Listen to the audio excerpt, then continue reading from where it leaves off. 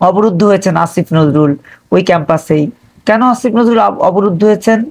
কারণ আসিফ নজরুলের ভিতরেও আমিত্ব ভাবটা চলে এসছে। আমিত্ব ভাব না আসলে তিনি ভাবতেন যে শিক্ষকদেরও সম্মান দেওয়া উচিত, শিক্ষার্থীদেরও সম্মান দেওয়া উচিত।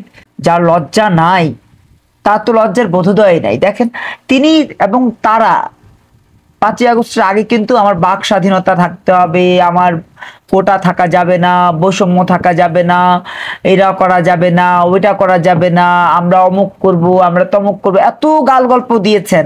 কিন্তু বাক স্বাধীনতা কিন্তু তারা এখন সবচেয়ে বেশি হরণ করছেন। আমি মমিন মেহেদী যখন কথা বলি তখন ভাবি কালকে না আমার সাথে মব হয়ে যায়, পরশু না আমার সাথে মব হয়ে যায়, আমি অফিস থেকে বেরোলোই না যেন আমার সাথে মব হয়ে যায়। কারণ তিনি বিচার এবং আইনের উপদেষ্টা হওয়া সত্ত্বেও আইন এবং বিচার কিন্তু পথে পথে কাঁদছে, পথে পথে আইন এবং বিচার কাঁদছে। তিনি আইনের এবং বিচারের যথাযথ পদক্ষেপ নিতে ব্যর্থ হয়েছেন বলেই এই শিক্ষার্থীদের জুতা তার দিকে নিক্ষিপ্ত হয়েছে গতকাল। এবং শুধু অবরুদ্ধ হওয়া না, এই অবরুদ্ধ তারা অবরুদ্ধ হননি, এই অবরুদ্ধ বাংলাদেশ হয়েছে। বাংলাদেশের আইনি কাঠামো অবরুদ্ধ হয়েছে, বাংলাদেশের আইন শৃঙ্খলা বিচার সংস্কৃতি অবরুদ্ধ হয়েছে। আজকে তিনি গতকালকে তিনি কথা বলেছেন 4টা দলকে নিয়ে প্রধান উপদেষ্টা কেন কথা বলবেন? তার মানে তিনি বৈষম্য তৈরি করলেন না?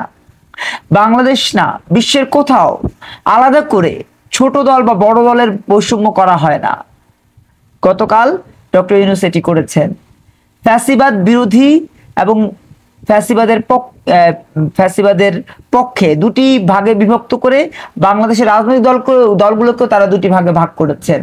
এগুলো যে করছেন সবকিছু কিন্তু আসিফ নজরুলের আঙ্গুলি ইশারার মাধ্যমে হচ্ছে। এবং তিনি গণমাধ্যমে যখন কথা বলেন তখন গণমাধ্যমের কোনো উত্তর তিনি দিতে চান না, কারণ তিনি ভয় পান এই বুঝি আমার কাছা খুলে ফেললো, এই বুঝি আমাকে উলঙ্গ করে ফেললো গণমাধ্যম, এই বুঝি গণমাধ্যম আমার অতীত ইতিহাস নিয়ে টানাটানি করলো। কারণ তার অতীত ইতিহাসটা ভালো না, যে কারণে তিনি আইন এবং বিচারের সংস্কৃতি বাস্তবায়ন করতে পারেন। সেই সাথে একটা কথা বলে রাখি, জানেন তিনি শ্রম ও কর্মসংস্থান বিভাগেরও মন্ত্রণালয়ের উপদেষ্টা। শ্রম ও কর্মসংস্থান মন্ত্রণালয় ইতিমধ্যে তিনি ফ্যাসিবাদের কোনো কিছু রাখবেন না বলে আমরা প্রবাসী নামে একটা ওয়েবসাইট তিনি বন্ধ করে দিয়েছেন।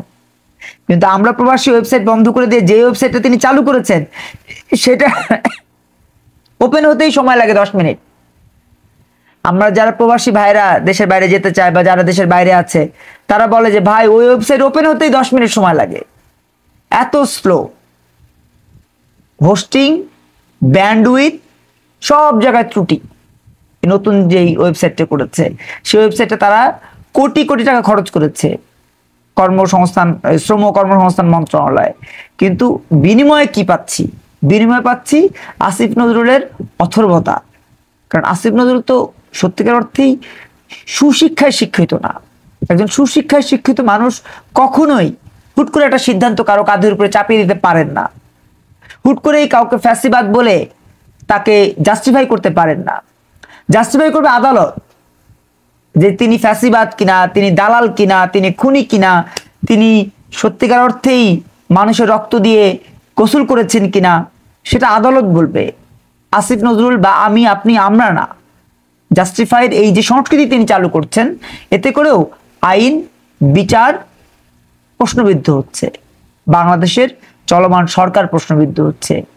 গতকাল প্রধান উপদেষ্টা যেসব কথা বলেছে আমি শুনে অবাক হয়ে গেছি, যে তিনি বলছেন যে এরা সবাই ঐক্য আছে। আপনি একটা বৈঠকে কিভাবে বুঝলেন সবাই ঐক্য আছে? আমি ডাকলে আমার ডাকে সবাই চলে, আরে ভাই আপনি ডাকলে যে সবাই চলে যায়, কারণ আপনি ডাকলেই গণমাধ্যমের চেহারাগুলা দেখায়। এই যে গণজাগরণ মঞ্চের কথা মনে আছে? গণজাগরণ মঞ্চ মিডিয়ার সৃষ্টি, হেফাজতে ইসলাম মিডিয়ার সৃষ্টি, এমনকি আমরা শাপলায় যেই একটা মহাসমাবেশ হয়েছিল সেটাও মিডিয়ার সৃষ্টি, 24-এর আন্দোলন মিডিয়ার সৃষ্টি। মিডিয়া যদি না যেত এই আন্দোলনকারীদের কোনো আন্দোলনই আলোর মুখ দেখতো না। আজকে আসিফ নজরুলরাও মিডিয়ার সৃষ্টি। এই মিডিয়াকে উদ্দেশ্য করে সর্বশেষ একটা কথা বলতে চাই, মনে রাখবেন সাদা সাদাই, কালো কালোই।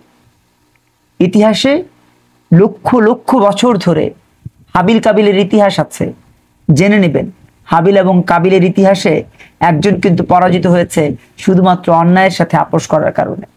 যেভাবে হাসিনা আপোষ করেছিল, যেভাবে এখন এই সরকারের অনেকেই করছেন, আপনারা সেই অন্যায়কারীকেই জাস্টিফাই করে ন্যায়ের প্রতীক হিসেবে দেখাচ্ছেন। এটা করবেন না। এটা করলেই ইতিহাস আপনাদের পাশে থাকবে না, ইতিহাস আপনাদেরকে ক্ষমা করবে না।